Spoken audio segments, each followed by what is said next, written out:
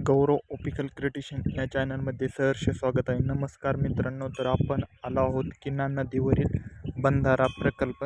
बघू शकता हे काम.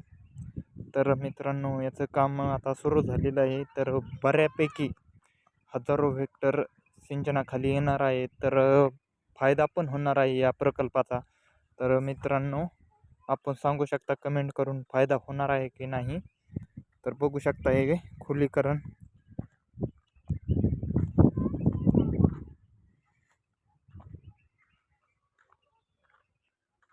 सिंदफणावरील पण काही लोकांना फायदा होणार आहे मित्रांनो या प्रकल्पाचा.